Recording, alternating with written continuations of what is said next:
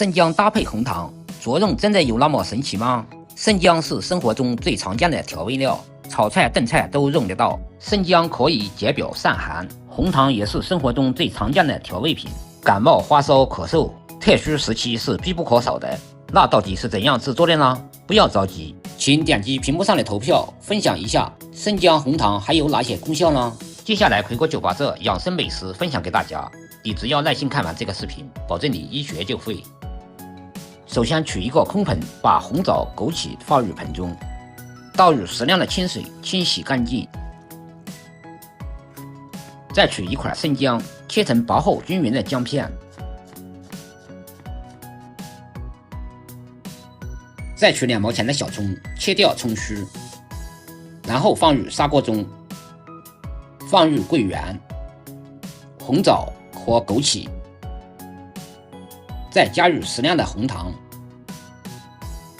最后加入清水，水要一次性加够。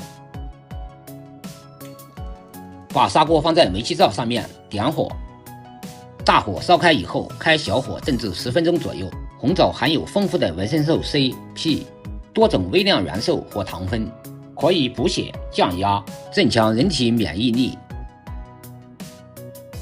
再取一个空碗，打入3个正儿八经的母鸡蛋，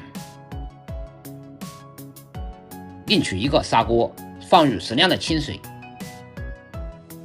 锅中的水烧开以后，再把鸡蛋轻轻地倒入锅中，然后盖上盖子，开小火煮至3分钟左右。3分钟时间到了，打开锅盖，再把鸡蛋轻轻地捞出来，放入碗中，然后再把煮好的葱姜红糖水盛入碗中。这一碗吃下去，感冒、发烧、咳嗽立竿见影。没想到天然的感冒药就在身边。看完视频你学会了吗？如果这道美食做的你还满意的话，请在评论区扣个666支持奎哥一下，感谢大家了。关注奎哥，每天教你做不一样的美食。